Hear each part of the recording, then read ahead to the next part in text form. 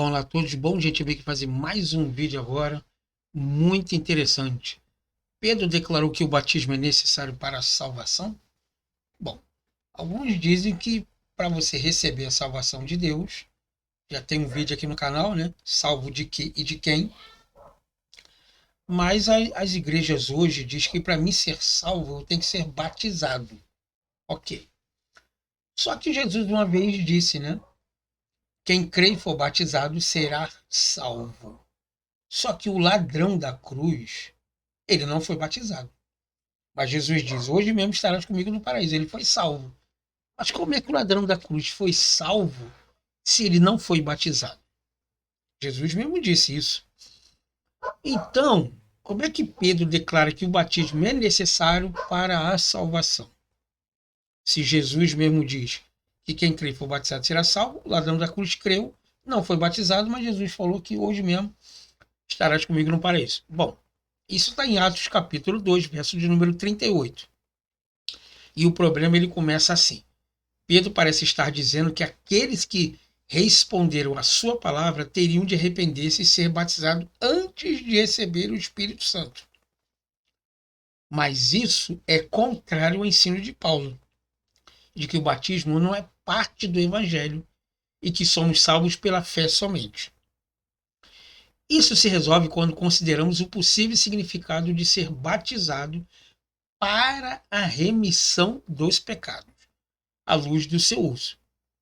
De todo o contexto e de todo o resto das escrituras, considere-se o seguinte: primeiro, a palavra para pode significar com vista a ou até mesmo por causa de. Tá? É uma preposição eis, que ela é de dentro para afora. Tá bom? É uma preposição deslocativa. Tá? Ela se movimenta. Ok? Então ela pode representar com vista a ou até mesmo por causa de. Tá bom? Segundo, as pessoas são salvas por receberem a palavra de Deus e os que ouviram a Pedro aceitaram a palavra com prazer antes de serem batizados. Terceiro, o versículo 44 fala de todos os que creram como constituintes da igreja primitiva e não fala de todos os que foram batizados. Mais tarde, pessoas que creram na mensagem de Pedro claramente receberam o Espírito Santo antes de terem sido batizados. Pedro disse: porventura pode alguém recusar água? Que não estejam batizados estes que, assim como nós, receberam o Espírito Santo? Isso está em Atos dos Apóstolos, capítulo 10, verso de número 47. Paulo também separa o batismo do evangelho dizendo: porque não me enviou Cristo para batizar, mas para pregar o evangelho. Então nós tivemos duas coisas aqui interessantes. Os apóstolos, Pedro, João, Tiago e muitos outros aí, eles foram para pregar o evangelho da circuncisão, o evangelho da lei. Paulo foi direcionado a pregar o evangelho aos gentios, que não faziam parte da herança dos judeus. Logo, se não estão debaixo da herança dos judeus, logo não estão debaixo da lei.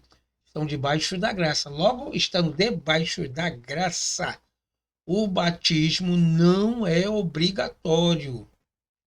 Principalmente quando as igrejas diz que o batismo ali enterra o velho homem e nasce o outro homem. Engraçado que você continua sendo a mesma pessoa, com os mesmos problemas, as mesmas arrogâncias e você não muda em nada.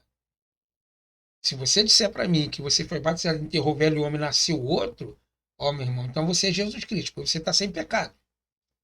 Se você enterrou o velho homem, você está sem pecado. Me perdoa. Mas essa história comigo não conta. Entendeu? Então, portanto, o batismo não faz parte daquele que salva. É uma coisa totalmente diferente da outra. Jesus referiu-se ao batismo como uma obra de justiça. Mas a Bíblia com clareza declara que não é por obra de justiças praticada por nós, mas segundo a sua misericórdia que ele nos salvou. Isso está na carta do apóstolo São Paulo a Tito, capítulo 3, verso 5. Nenhuma só vez em todo o evangelho de João, escrito explicitamente, para que as pessoas pudessem crer e ser salvas, ele menciona o batismo como necessário para a salvação. Ele simplesmente diz, vez após vez, que as pessoas têm de se crer para ser salva. Em vista de todos esses fatores, é melhor entendermos a palavra de Pedro da seguinte forma: arrependei-vos, e pelo restante das Escrituras que está considerado é uma retrospectiva, ou seja, feita à luz dos pecados, já perdoados estão após a salvação. Creem e se arrependam, e serão batizados e serão colocados juntos, já que o batismo deve vir depois da crença. Mas em parte alguma está escrito: aquele que não é batizado será condenado. Contudo, Jesus disse enfaticamente que o que não crer já está julgado. E crer em quê? No batismo? Não, na palavra dele. Na palavra dele. Porque se eu não crer no batismo, não sou batizado, eu sou salvo do mesmo jeito. Porque o ladrão da cruz foi e não foi batizado, então por que eu, que não sou batizado, um exemplo, claro, não vou ser salvo? Portanto, nem Pedro, nem o restante das Escrituras fazem o batismo uma condição de salvação. Meio gripado por causa da minha garganta. Então, é exatamente isso que ele está querendo dizer ali. O ladrão da cruz não foi batizado e foi salvo. Tá bom? Então, o batismo não tem nada a ver uma coisa com a outra. O batismo vem da palavra grega baptizem, que quer dizer ritual de purificação e lavagem do corpo. Isso é uma cultura dos judeus de que o batismo representaria, então, a lavagem do corpo. Nada mais do que isso aí. Tá bom? O batismo não tem nada a ver com essa questão de enterrar o velho homem e nascer outro. Bom, se eu enterrei o velho André e estou agora ressuscitando outro André, então não tem mais pecado. Se não tem mais pecado, para que eu vou querer Cristo então? Então não tem lógica em cima da outra. Entendeu? Estão usando texto sem contexto, com explicações que não tem nada a ver. Pastores aí que estão ensinando errado, exatamente como as escrituras diz. Um cego está guiando o outro cego. Tolo, os dois vão cair no buraco. Tá bom? Procure se associar com o que a Bíblia diz. Eu estou usando Bíblia. Eu tenho um monte de livro aqui atrás de mim, em nenhum momento nos meus vídeos eu estou citando livros, comentário de fulano, de ciclano, Bíblia de estudo, não. Eu estou pegando um texto bíblico e falando do texto bíblico e interpretando o texto bíblico. Tá bom?